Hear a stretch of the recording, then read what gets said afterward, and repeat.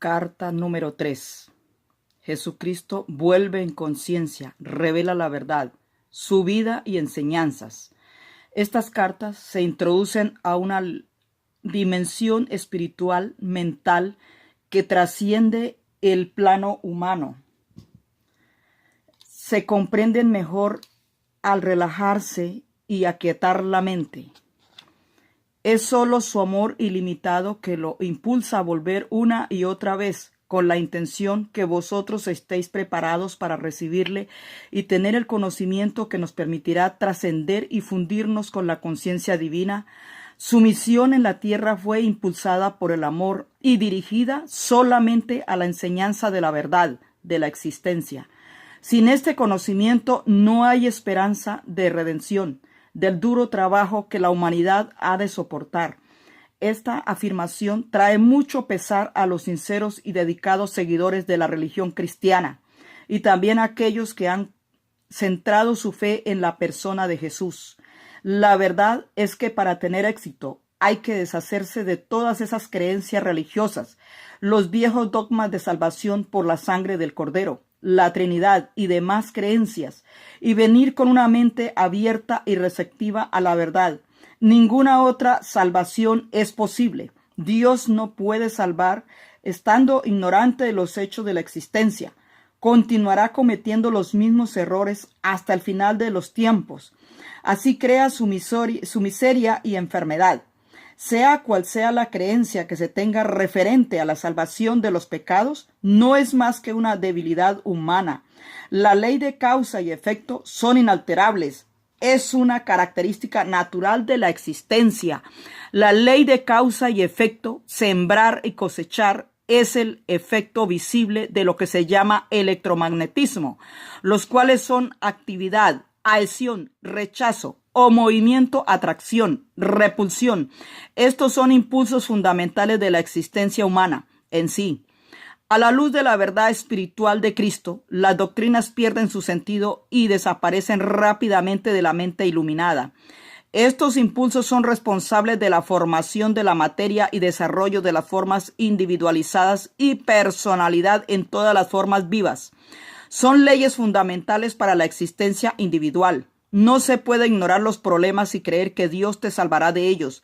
Para escapar de ellos, hay que reconocer y admitir y luego trabajar minuto tras minuto para trascenderlos y al final fundirte y hacerte uno en pureza de mente, corazón y acción con la conciencia divina Padre.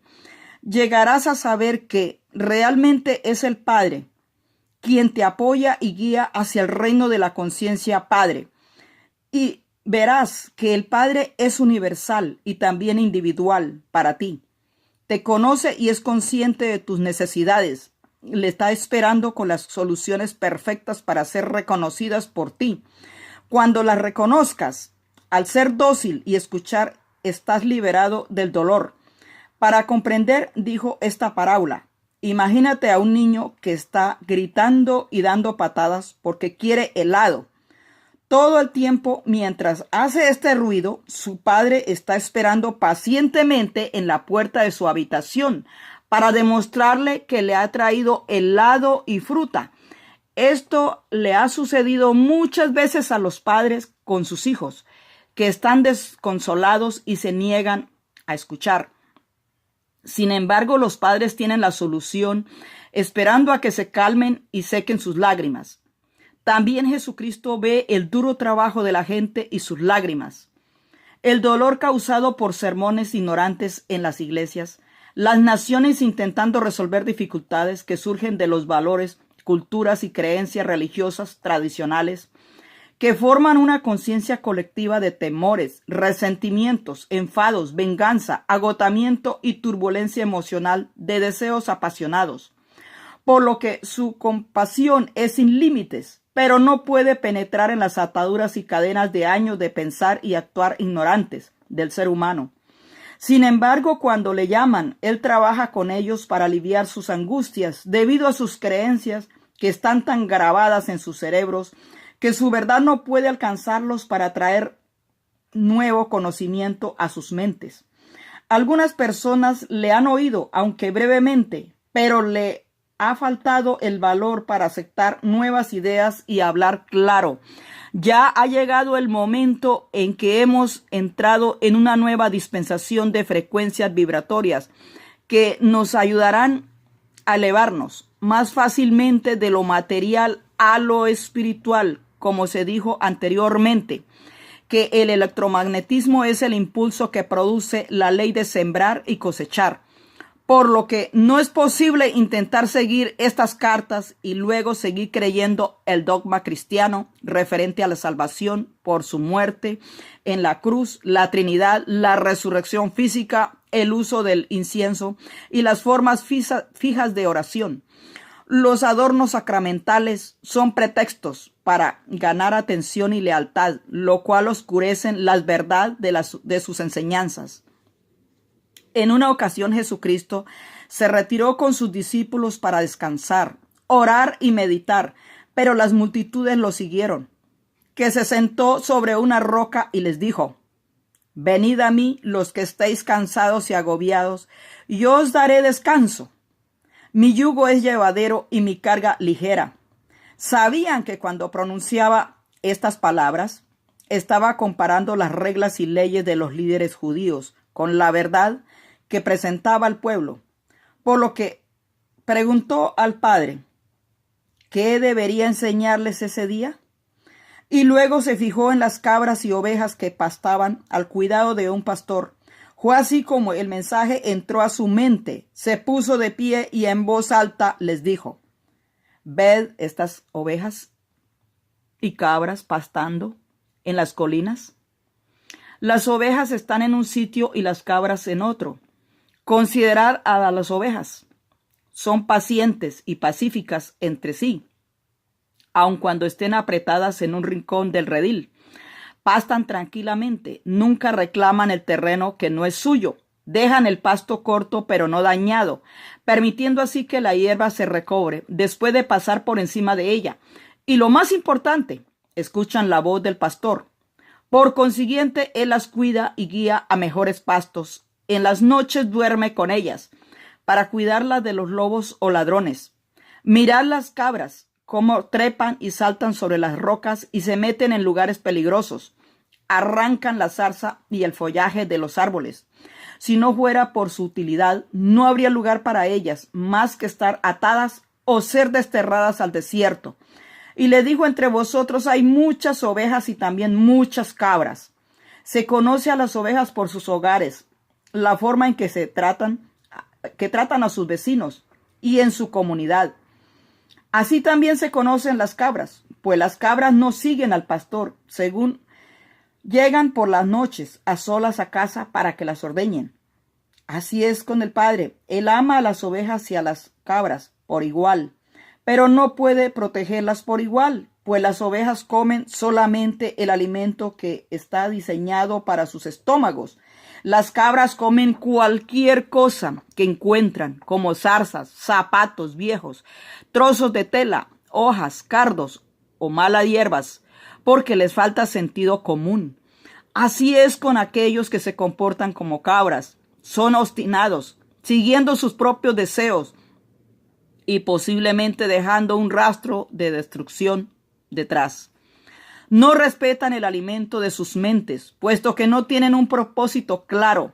Cuando una oveja cae en un hoyo o está atrapada en unas zarzas, el pastor deja el rebaño y rápidamente va en búsqueda de la oveja perdida, hasta encontrarla y traerla de vuelta sana y salva. Así es con el Padre. Si una de sus ovejas está en problemas o peligro, Él enseguida responderá y la rescatará. Y si una cabra empezara a comportarse como una oveja, escuchando la voz del pastor, también estaría protegida y cuidada por el pastor.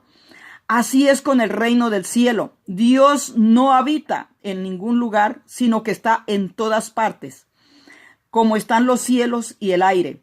Como dice la palabra, en Dios vives, te mueves y tienes tu ser. El reino de Dios es un estado de mente y de corazón, plenamente poseído por el Padre, que es la cabeza del cuerpo y dirige todo lo que hacéis en vuestra vida.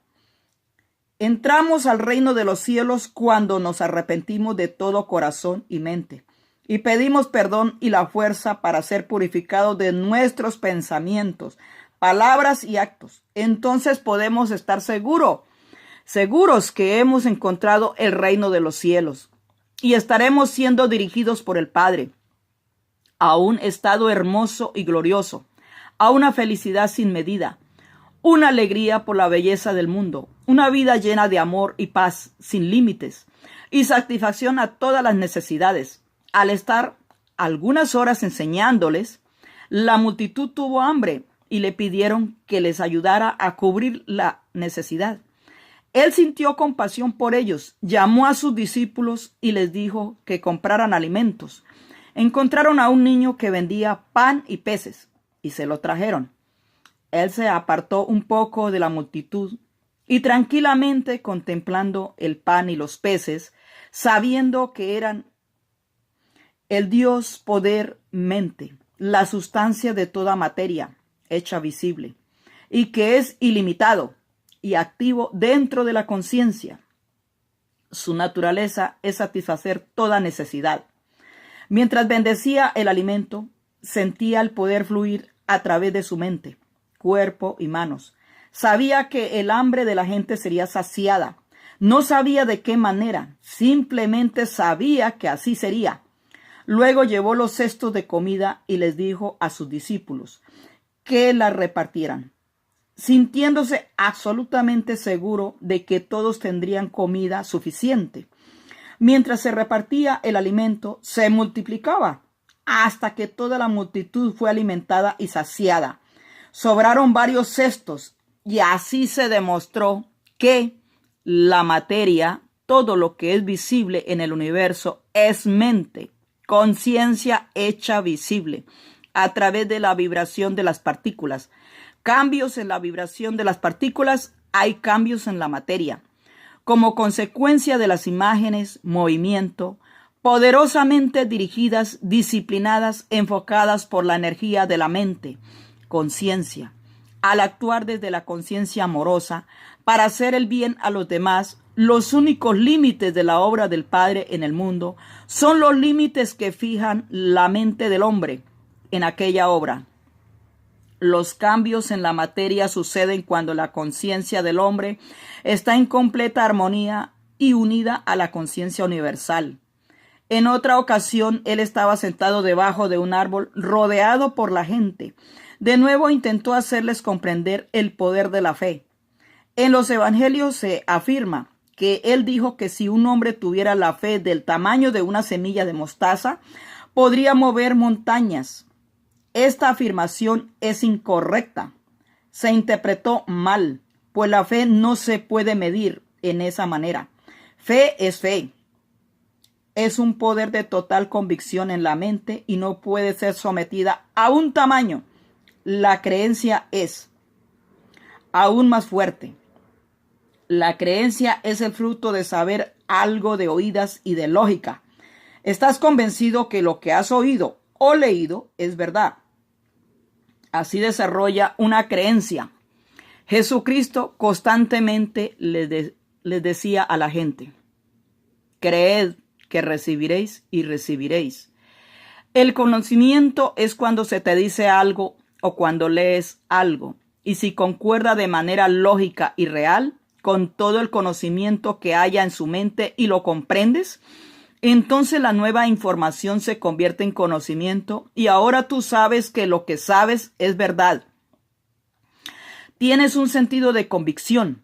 Ahora debes adelantar en el sendero espiritual para así alcanzar un nivel más profundo de verdadero conocimiento de la relación entre la mente y la materia.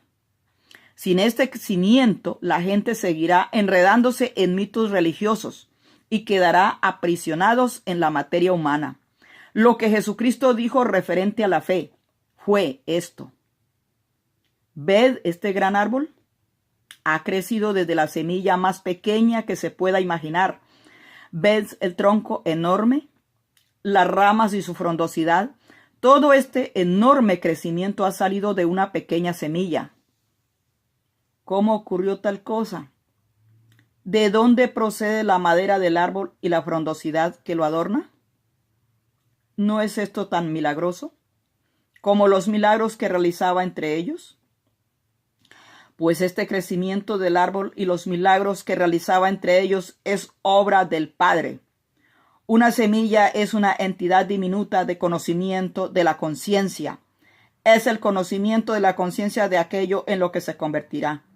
Es un fragmento de la conciencia sacado de la conciencia creativa divina. Es decir, es un fragmento del poder de la mente del Padre, el cual, al ser plantado en la tierra y regado por la lluvia, empezará a vestirse de la materia visible. Posee conocimiento verdadero, firme, fuerte y constante en su interior. Este autoconocimiento encarnado en la semilla es una convicción de conciencia. Todas las formas de vida surgen de este único autoconocimiento.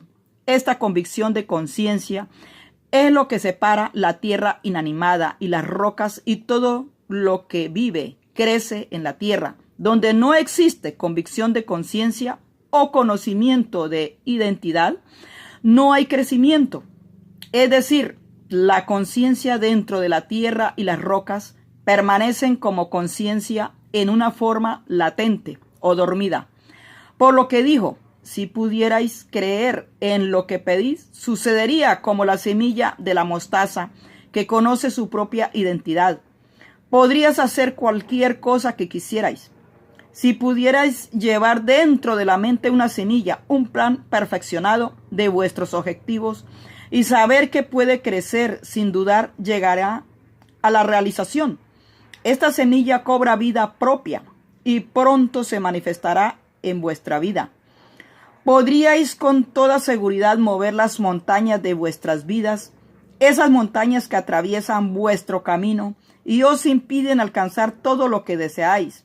Montañas que en momentos de imprudencia y mal pensar habéis creado vosotros mismos. Si comprendierais la creación y la existencia, podríais vivir una vida de libertad, alegría, hazañas sin límites. Buscad la comprensión y poco a poco veréis que la comprensión se hallará. Llamad a la puerta del universo, que da acceso a la conciencia Padre, y la puerta se abrirá. Hallaréis la entrada a los secretos. Tan solo creed y recibiréis.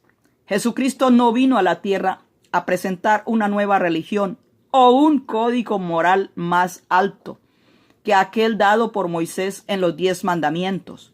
Su propósito era y es el de traer una nueva percepción y comprensión del Padre Creador. Y así surgirá una nueva forma de vivir. Ahora su misión en esta época es la de reconocer que los milagros que realizó están más allá de la capacidad del ser humano. Sin embargo, los milagros servían de ejemplo de lo que se puede alcanzar en el futuro, cuando las mentes de la gente estén imbuidas con el verdadero conocimiento de la existencia. Al orar y meditar, desarrollan su fe en el Padre Creador. En una ocasión Jesucristo se apartó de sus discípulos para entrar en una profunda meditación, permitiendo a su conciencia fundirse en la dimensión universal. Padre, estando en ese estado espiritual que trasciende la conciencia humana, todo conocimiento físico desapareció y fue elevado en éxtasis dentro de la corriente universal de la vida, y supo que la vida universal lo es todo y que todo lo demás eran apariencias cambiables, transitorias, de la vida universal hechas visibles. Y sintió que él era la vida misma. Al introducirse en la conciencia de la vida más allá de la conciencia terrenal, se trascienden las leyes que gobiernan el ser físico y ya no se aplican a la carne y sangre del cuerpo humano. Anhelando moverse en ese estado trascendente, se vio que salió del lugar flotando y vio a sus discípulos que estaban en peligro en el lago. Es así que, al contactar de nuevo con sus asuntos humanos normales, en este caso sus discípulos, se encontró pisando sobre las aguas. Al estar en esa condición, él se dio cuenta que él mismo era la vida individualizada. Su cuerpo era bañado por el poder de la vida, que seguía aligerando y transformando la estructura atómica de su estado físico. Cuando la conciencia personal humana se aparta de lo terrenal y se funde en la conciencia padre, pertenece a dos dimensiones totalmente diferentes del ser.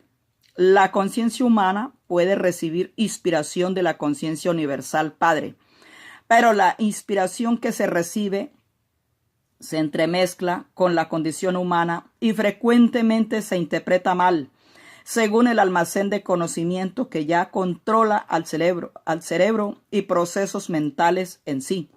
Desgraciadamente, la inspiración que recibes es contaminada y distorsionada por creencias fuertemente arraigadas. Es en el estado de conciencia trascendente que los milagros no son más que la obra normal de la ley universal, y que todo lo que hay en el universo es un estado de conciencia particular e individual, hecha visible. Cuando Jesucristo dejó su cuerpo en Palestina, dejó atrás todo lo perteneciente a aquella vida. Había cumplido su misión. Cuando murió en la cruz, fue liberado, fue elevado en luz gloriosa para participar y regocijarse en la luz y ser la luz, el amor universal, vida, belleza, armonía, éxtasis. Es por eso que él, al descender desde su estado de conciencia para volver a estar en las condiciones de las que vivió en ese tiempo, es volver a sentir lo que le ocurrió, y moverse entre diferentes niveles de conciencia no es fácil o agradable. Cuando reflexionamos o recordamos algún sufrimiento o tristeza que hayamos pasado en la vida, llegamos a sentir el mismo grado de tensión y estrés emocional, como cuando ocurrió el acontecimiento. Es tan solo su amor y compasión para ayudarnos a prepararnos para la entrada a la nueva era, una fase nueva de la existencia individual en la Tierra.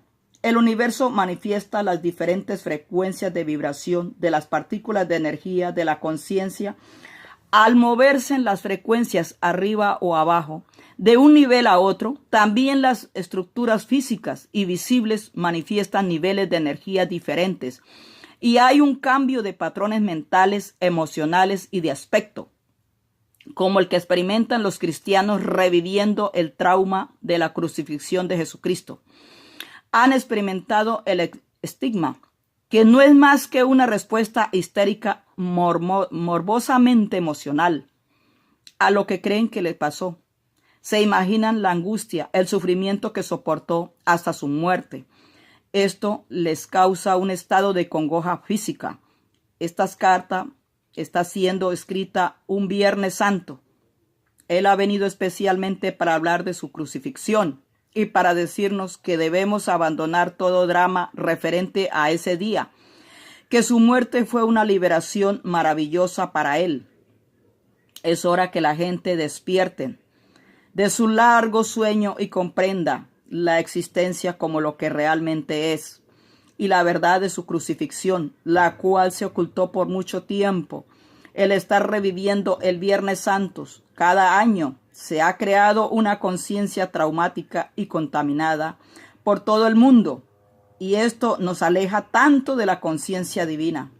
8888 fueron sucesos de gran significado espiritual que ocurrieron antes de su muerte. Son ejemplos magníficos de las grandes leyes cósmicas en acción dentro de esta dimensión terrenal. Jesucristo dice que tuvo una tarea muy difícil al hablar con sus discípulos sobre su muerte. Estaban tan asombrados y no aceptaban que él fuera a ser crucificado como un criminal. Esto era repugnante. Tampoco querían perderlo de vista. Los había llamado para que lo siguieran. Habían dejado atrás sus vidas prósperas que tenían. Se sentían orgullosos de ser sus discípulos, a pesar del rechazo y crítica de líderes religiosos. Le amaban y respetaban por su forma de vivir sus propias enseñanzas. Le decían que cómo era posible que el Hijo de Dios acabara en una cruz. Sentían que un gran vacío que se abría delante de ellos, se resistían a creerlo. No se atrevían a contemplar su próxima crucifixión. Nunca lo aceptaron. Al repetirle varias veces que esto iba a suceder, finalmente se vieron obligados a aceptar que podría ser posible. Él les dijo que después de su muerte lo verían de nuevo y esperaba que siguieran la obra que se había emprendido. También a Jesucristo le había afectado el dolor y discusiones de sus discípulos, y que para él no era fácil ir a Jerusalén, donde le esperaba su destino. Se preguntaba si estaría a la altura de ese gran reto, y si sería capaz de trascender la condición física y entrar en la conciencia del Padre Universal, y quedarse ahí hasta que muriera. Algunas veces estuvo asustado ante semejante prueba, aunque nunca se lo dijo a sus discípulos. Al empezar su último viaje a Jerusalén, habían sentimientos mezclados. Por una parte estaba cansado de sanar, hablar y enseñar a la gente, que escuchaban pero no le entendían. Él pensaba que el conocimiento que trascendía a la gente de salir de la miseria y hacer contacto con la conciencia Padre, o al menos un vislumbre del reino de los cielos, lo comprenderían. Pero no fue así. No había tal despertar espiritual, ni siquiera entre sus discípulos. Su decepción y sentido de fracaso le hizo estar contento de irse de la vida terrenal hacia la gloriosa dimensión espiritual. Al mismo tiempo se preguntaba cómo iba a resistir el dolor de la crucifixión, aunque él había vivido en un estado mental pacífico, con los pensamientos fijos en la conciencia Padre Divina. Sabía que lo que le pidiera rápidamente sería manifestado, pero hubo momentos de dudas y temores que bajaron su nivel normal de frecuencias de conciencia, que le hizo víctima de su vieja agresión. Le incitaba hacia actos irracionables, lo que nunca hubiera pensado antes, como lo que ocurrió con la higuera. Tuvo hambre y fue al árbol, sin esperar encontrar fruta porque no era la estación de los higos. Al ver que la búsqueda era infructuosa, maldijo la higuera. 24 horas más tarde se había marchitado hasta las raíces. Fue una experiencia terrible. Era la primera vez que sus palabras habían causado daño. Sin embargo, demostró a sus discípulos el poder del pensamiento, para bien o para mal, y que cuando una persona está más espiritualmente evolucionada, causa mayor impacto sus palabras en el medio ambiente. También le dijo a sus discípulos que había comportado sin pensar, se había comportado sin pensar, como lo hace el ser humano, y que teniendo grandes esperanzas no consiguen lo que quieren. Reaccionan con enojo, lágrimas y palabras de desear mal o maldecir a alguien. Por lo que dijo, no se debería guardar rencor contra los demás, sino que se debe perdonar rápidamente. De lo contrario, podrían hacer mucho daño a aquellos contra quienes sientan resentimientos, lo que se devolvería en su debido tiempo, como la cosecha de su siembra. Según se siembra, se cosecha. Así que lo que de la higuera inevitablemente regresaría a él de una manera u otra. Llevó a sus discípulos al templo. Había pasado muchos años que él estuvo ahí. Sabía que su visita sería un suceso más que conducían a su crucifixión. Algunas personas le reconocieron y le pidieron que les enseñara. Así lo hizo. Se reunieron muchas personas que los prestamistas empezaron a quejarse. Sus gritos y quejas rompieron el hilo de su pensamiento. Mientras enseñaba, esto le enojó mucho, ya que habían personas deseosas de escuchar palabras de vida, y estos prestamistas vivían vendiendo ganadería para los sacrificios, que no hacían ningún bien a la gente. Les traía deudas y miseria a la gente. Sintió que la sangre le subía a su cabeza. Empujó las mesas, las tiró, esparciéndose así el dinero. Echó fuera del templo a los hombres de corazón duro, que pensaban solo en el dinero. Hubo gritos y chillidos. Algunos pelearon para recoger el dinero. Los prestamistas los maldijeron. Decían que era malvado, que trabajaba para Belcebú y sus demonios. Los sacerdotes y fariseos y los que apreciaban esos sacrificios vinieron para averiguar lo sucedido. Al oír lo que contaron los prestamistas, se ofendieron mucho con Jesús. Le lanzaron palabras de condenación, y aun aquellos que antes lo escuchaban ahora estaban molestos y se preguntaban qué clase de hombre era él. A lo que los sacerdotes y fariseos los convencieron de que estaba predicando un Dios falso y que su pecado les contaminaría si seguían escuchándolo sus locuras, que era una influencia malvada y que había que eliminarlo antes de que trastornara la paz del país y atraer la ira del gobernador romano sobre el país. Sus discípulos, avergonzados por lo que había hecho, se escondieron entre los callejones. Más tarde regresaron a donde estaba Jesús. Muy molestos le preguntaron que si había perdido el juicio o estaba loco, profetizando su muerte y luego haciendo cosas que probablemente la provocarían. Fue en ese momento que Judas, quien no se había deshecho de sus creencias judías, empezó a dudar de que él fuera el Mesías. Llevaba 3 años enseñando y no había una disminución del dominio romano, y la gente no estaba cerca de la felicidad que les había prometido. Parecía que estaban a punto de convertirlo en un perturbador de la paz. Judas se enteró que el sumo sacerdote judío se quería deshacer de Jesús, a lo que le ofreció sus servicios para identificarlo cuando fuera requerido. A la hora de celebrar la Pascua, planeó cenar juntos con sus discípulos en un salón grande. Sabía que era la última vez que comería alimentos en la tierra. No deseaba volver a la conciencia de aquella noche. Sentía tristeza por dejar a sus discípulos, quienes le habían servido tan bien. Con su tristeza volvieron sus temores y conflictos. Pasó momentos de profunda lástima emocional por sí mismo.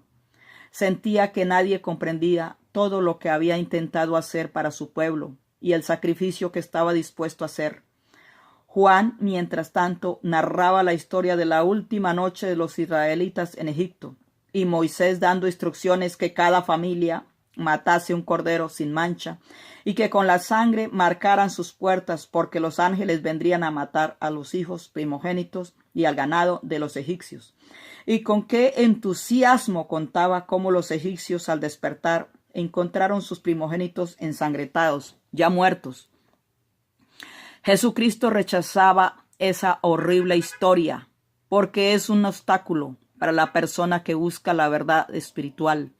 Se preguntaba qué tanto habían entendido sus discípulos celestial y su amor por la humanidad, ya que los veía entusiasmados por el derramamiento de sangre para expiar los pecados. Hasta Abraham, que también se había convencido de que debía sacrificar a su único hijo. Esto es un pensamiento pagano y repugnante. Esa práctica es una abominación para él. Ahora él estaba a punto de ser llevado a la muerte porque se había atrevido a pronunciar las palabras de la verdad.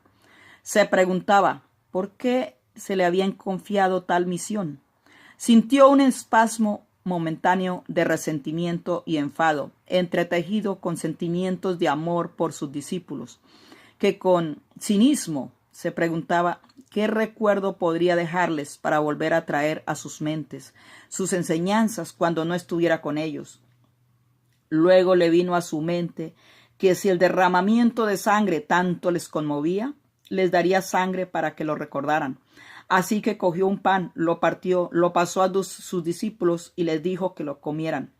Al partir el pan, lo comparó con el futuro quebrantamiento de su cuerpo, que lo hicieran siempre para que recordaran el sacrificio de su cuerpo, por traerles la verdad acerca del Padre vida, amor. Sus discípulos, viendo que estaba extraño, dejaron de comer, escucharon en silencio. Luego tomó la copa de vino y se la pasó, diciendo que cada uno debía beber de ella, puesto que era símbolo de su sangre, que pronto sería derramada porque se había atrevido a traerles la verdad. Su voz estaba entrecortada, que los conmovió.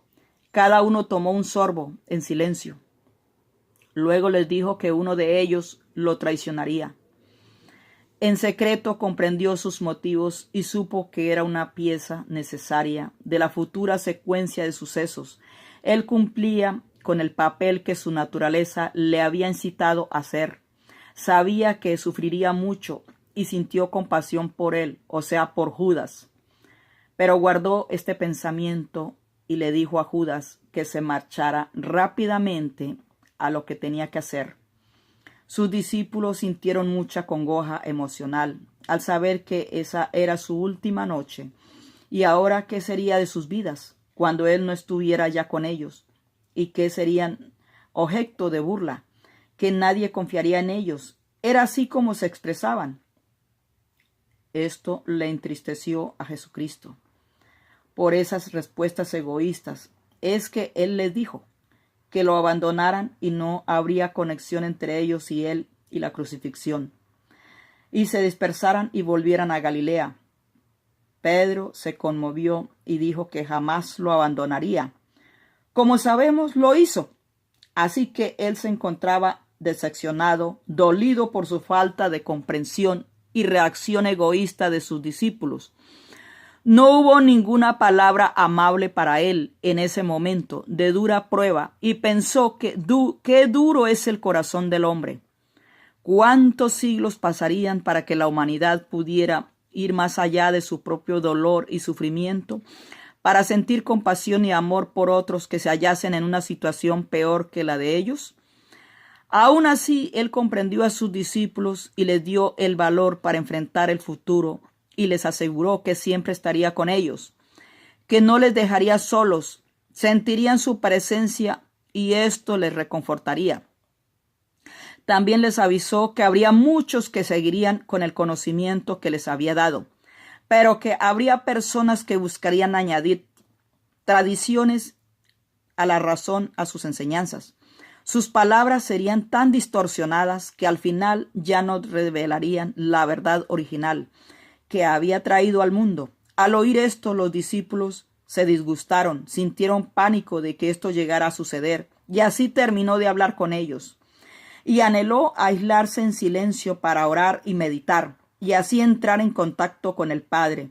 Así se fue con unos pocos discípulos al Monte de los Olivos. En el jardín había una pequeña cueva. Entró y se sentó para orar y meditar, y así se disolvieron sus temores. Al entrar en contacto con la conciencia divina Padre, sintió paz absoluta, confianza para soportar la prueba que le esperaba. Cuando finalmente murió en la cruz, su espíritu se retiró de su cuerpo torturado, que fue elevado dentro de una luz radiante e inefable. Fue envuelto en el calor y el consuelo del amor, como nunca antes había experimentado. Tenía una sensación de envolvente alabanza, una poderosa certeza del trabajo bien hecho, de éxtasis, alegría y embeleso. Una nueva forma de vivir maravillosamente, hermosa, pero todavía descendía en conciencia para mantenerse en contacto con la gente que había dejado atrás. Podía mostrarse a aquellos que eran sensibles para verlo. La historia de Tomás, que supuestamente metió los dedos en sus heridas, es un disparate, no es verdad. Sus discípulos no sabían que él en secreto habló con José de Arimatea, que después de su muerte llevara su cuerpo a su propia tumba sin usar, donde lo ungieron según la costumbre. Luego, cuando cayera la noche y todos en Jerusalén estuvieran cumpliendo el sabbat, José de Arimatea llevó su cuerpo a caballo, ayudado por 2 sirvientes, a escondidas durante la noche y por caminos ocultos durante el día, a una ladera en las afueras de Nazaret de Galilea. Allí, ayudado por su familia, siguió sus instrucciones, encontró una pequeña cueva oculta que se refugiaba cuando era un joven infeliz y rebelde. Allí embalsamaron su cuerpo de nuevo y lo colocaron en esa cueva. Sellaron su entrada totalmente para que ningún intruso entrase. Allí su cuerpo ha descansado libre de molestias hasta el día de hoy. Se ha dicho que su cuerpo resucitó de los muertos. Esto es absurdo, no es verdad. La gente lo hizo porque no supieron explicar su muerte en la cruz como un malhechor. Él no necesitaba un cuerpo terrenal para continuar en la siguiente dimensión. ¿Cómo puede persistir tal mito ridículo, incluso en el siglo XXI? Piensen que después de haber sido liberado de un cuerpo terrenal y después de su experiencia de éxtasis gloriosa a una dimensión de la conciencia universal, quisiera volver a tomar su cuerpo terrenal otra vez. ¿De qué le serviría ese cuerpo allí en donde él está? Sería un obstáculo para continuar a dimensiones más altas. Las cosas visibles son manifestaciones de frecuencias vibratorias específicas en la conciencia que producen partículas, dando un aspecto de materia sólida. Un cambio en la proporción de las vibraciones produce un cambio en el aspecto de la materia. Al cambiar las energías de la conciencia, también cambia el aspecto de la materia. Es por lo que él bajó las frecuencias de su conciencia a tal punto que su forma se hizo visible al ojo humano.